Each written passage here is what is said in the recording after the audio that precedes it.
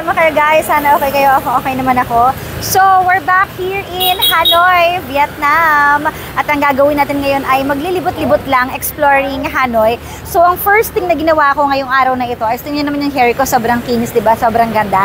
Nagpa-relax ako ng buhok dito sa spa. Kasi dito po sa Hanoi, sa Old Quarter, ay ang dami po talaga nagkalat na spa. As in, dikit-dikit sila. So, may mga foot massage, may mga hair spa, may mga facial and everything. So, tinry ko na. So, mura lang siya. Nagkakahalaga ng mga 80,000 to 250,000. Sa pesos natin is, nasa ano siya, nasa 100 to 300 pesos lang ganun. Pero sobrang marerelax ka talaga kasi, ayan, lalo na kapag madami kang palakubak, matatanggal talaga siya sa kakakudkod nila. Sinashampoo talaga ng mabuti, ayan, nililinis. Tapos nakakaantok pag minamassage ka. Meron ding hot stone at meron ding pa-blower. So ayan, tingnan nyo naman, ang ganda-ganda na ng hair ko ngayon. Sobrang na-relax talaga tayo. So mag-explore tayo ngayon at kakain at mag-picture-picture. Tara, let's riding with Mayor! Nakapolo sa Vietnam na masungit.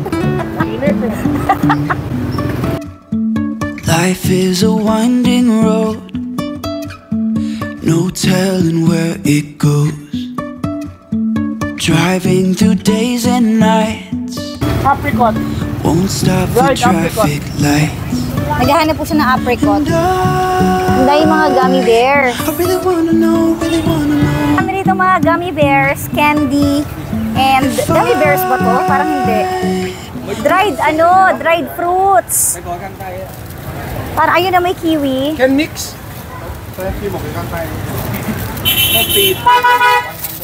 You can mix. 100 yen? You can mix.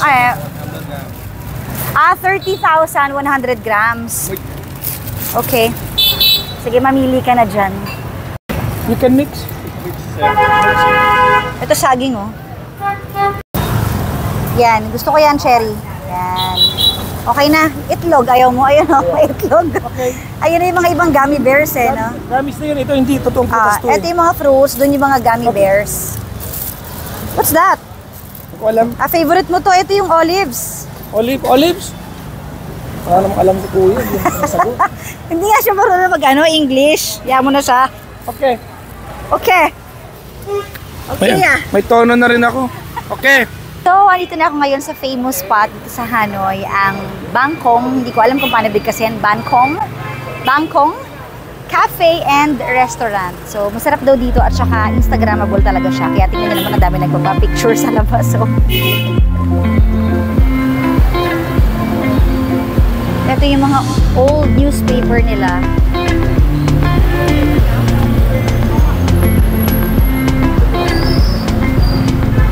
Sobrang punong-puno siya ng bulaklak.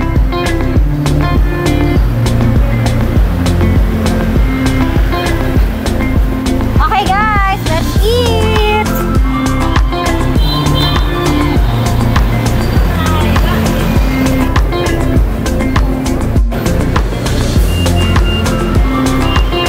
Dinadayo talaga siya ng mga tao, guys. Dito tayo ngayon sa taas. Ayan.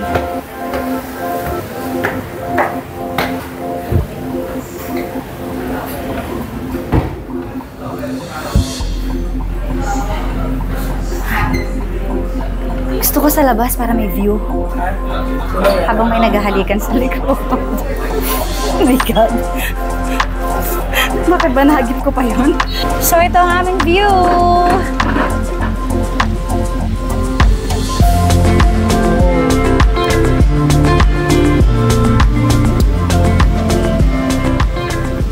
Sarap na sarap siya. Muli natin titikman ang kanilang famous egg coffee. The first time na tinikman ko to, yung nasa Old Street kami. Yan, masarap naman. Tapos nung nasa Sapa tayo, na-enjoy ko din yung salt cream coffee nila. So talagang Old Street o Old Quarter? Old Street sa Old Quarter. Magkaiba yun? Yun din yun.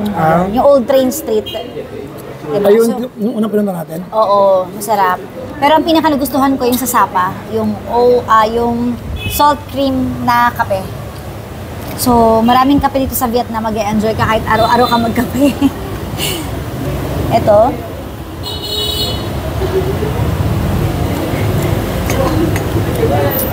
Sarap. Ayan o. Sobrang creamy. Ang sarap. Sarap. Kaso walang ano eh. Walang sasawa niya. Alam mo, pansin ko sa ano, sa mga cuisine ng Vietnamese. Ano? Healthy. Magaan sa tiyak. Ah, talaga? Ang dami natin kinakain eh. Hindi ako bloated.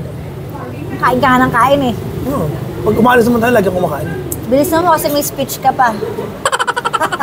May speech pa si Mayor. Salamat sa wardrobe ko po. Okay ba? Okay ba yung wardrobe ko? Ang cool nga sa mata, di ba? Summer na summer. Oh, di ba? Ito yung kape na hindi ko makakalimutan at gusto ko siyang balikan. Hindi pa nakakaalis, babalik ka na. Walang katapos ang coconut coffee. Ang sarap, grabe. So tayo naman ay kakain ngayon ng pizza. Yung coconut milk niya, inubos ko na. Tapos sabi niyo, order pa doon ng isa. Sabi ko, huwag na umorder, mahal dito, doon na lang tayo sa labas. So, Wala akong iinom, inuho ako. magtitiis ka muna. Mamaya na lang daw. Mahal kasi dito, doon lang tayo sa kalsada, bumili ng another ano. Okay, hingi ka muna ng tubig. Bilaw ka na ako nito lang. Ganun ka lang ah.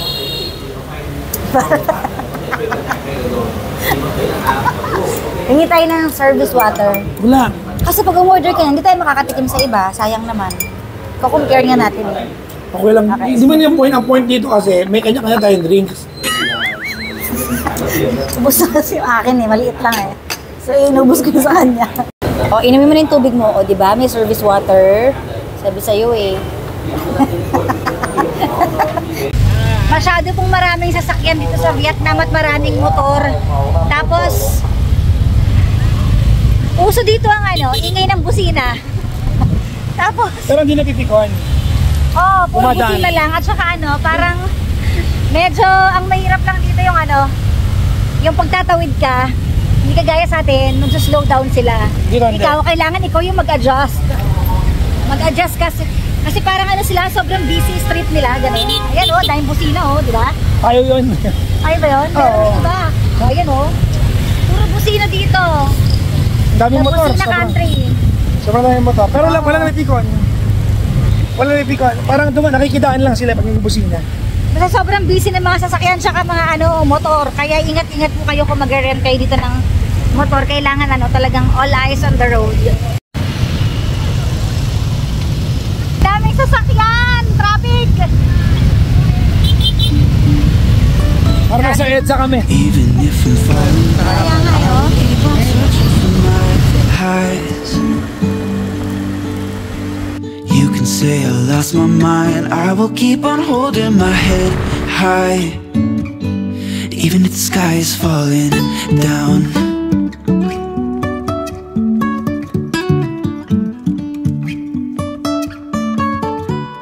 Sobrang uhaw na kami. Kaya ito, drinks muna kami bago kami maglakad-lakad ulit. Sobrang uho na ako. Grabe. Gusto mong tikman? Pag-uling ng kape. Kasi Grabe, ang sarap. ay, anong gusto mo? Grabe, ang sarap. Ganon? Walang energy? Sobrang pagod na pagod kami.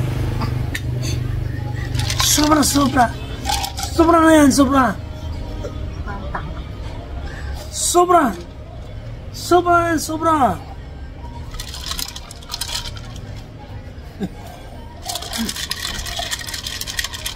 Sobrang uhaw kami. Anong trip mo? Sobra na yan, sobra.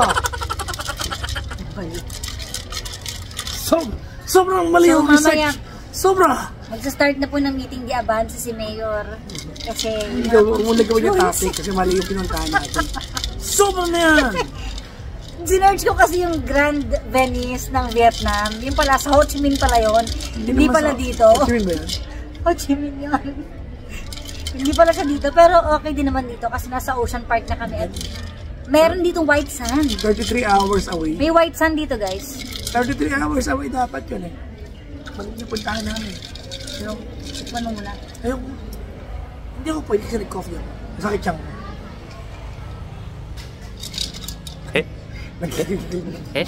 Titikman mo lang eh. Ayaw ko nga. Sino yung panlasa? Fruits to. Wala akong paki. Okay lang. Okay yun, isama ang Huwag fruits. mo akong pilitin. Okay lang. Tikman mo lang. Nangihigil siya. Hindi niya baka gusto niya. Hindi niya baka gusto niya. Tikman mo.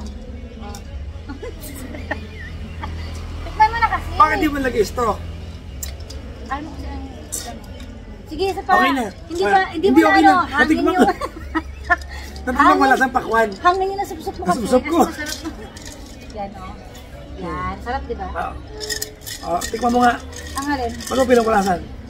Hindi ko, inaano ko lang. Tikman mo.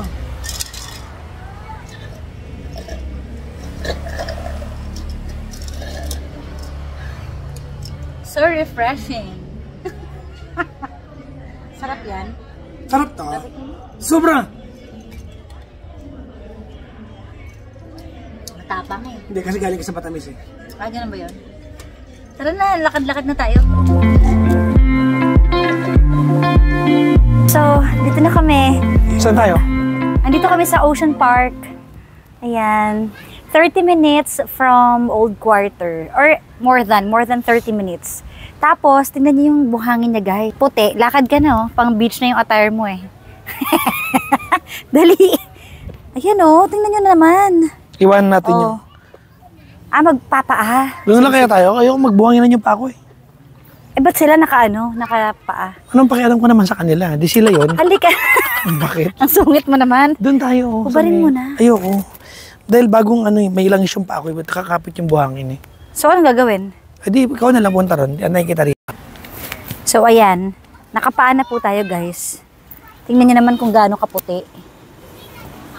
Yan. Ayaw po maghubad ng tsinelas ni Papa Jackson. So, bahala siya sa buhay niya. Iwanan po natin siya. Kasi may oil daw yung paa niya dahil nagpa-scrub. Ay, nagpa-massage. Yan yung view. Ganda ng view, guys. Oh. Ganda.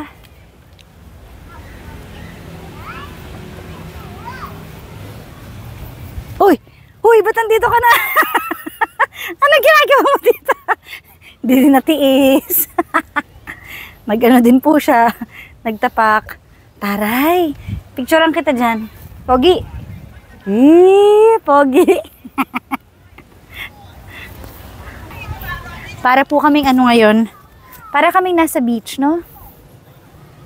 Ano ba to? Tingnan nyo naman yung sand, guys.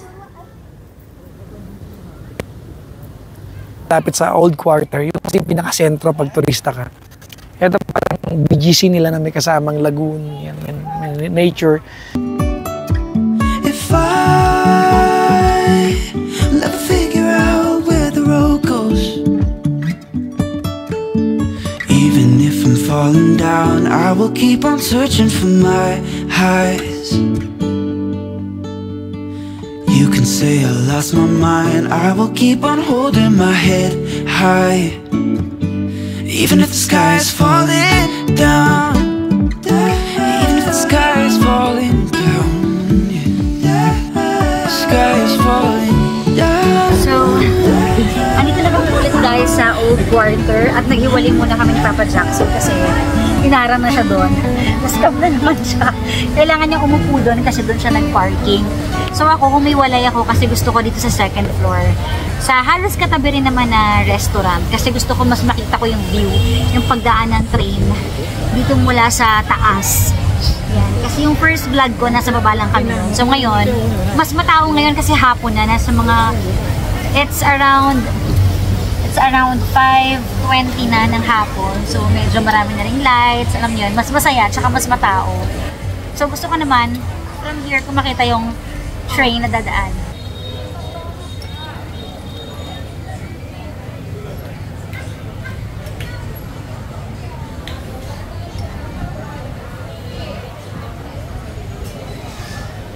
So, andito na yung order natin, ang snow lemon. uhaw na uhaw ako. Ito muna in-order ko kasi puro na ako coffee eh. Tikman natin.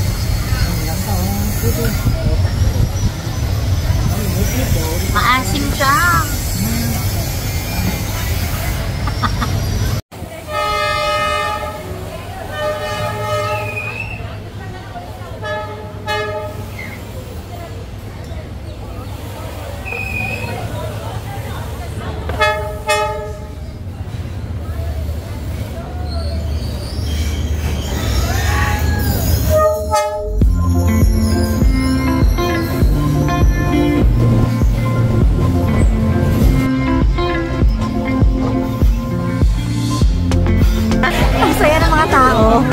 Okay, balik ulit sa gitna. Saya. Tapos na yung train. Ba na ako. Magkasama na kami. Another train is coming to town. So, ayan na naman po siya. Unlimited train.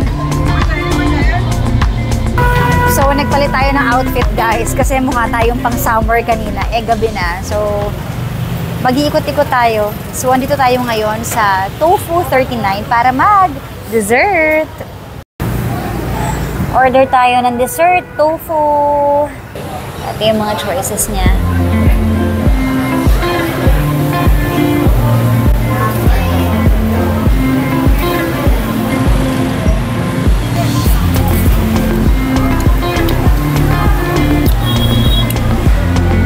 So, andito tayo ngayon sa tindahan ng roti at titikim tayo ng roti kahit busog na ako. Pero, hindi pwedeng hindi ko matikman yung roti dito kasi sa picture pa lang, nakaka-attract na talaga siya. Tingnan nyo naman. Tingnan nyo naman yan, oh. O, diba? Sino ba namang hindi matatakam, guys? Sino ba? Tapos, ayan yung mga bread, oh. Delicious! So, tara, let's kumain na tayo. Yung flavor ang pipiliin ko. Excuse me. What's the best seller? The best. You can try this. What's this? Cheese mozzarella. Cheese. Oh, okay. Cheese, one only. How much? Cheese is 30,000. 30,000? Yeah. Okay. Tara, tikman natin.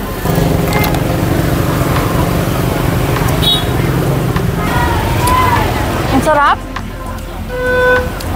Sa ibabaw, parang ano siya, may konting lasa ng coffee. Tapos ayan yung cheese sa loob.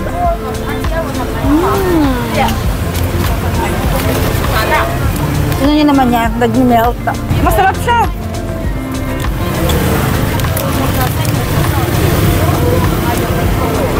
Ang lambot pa ng tinapay, guys.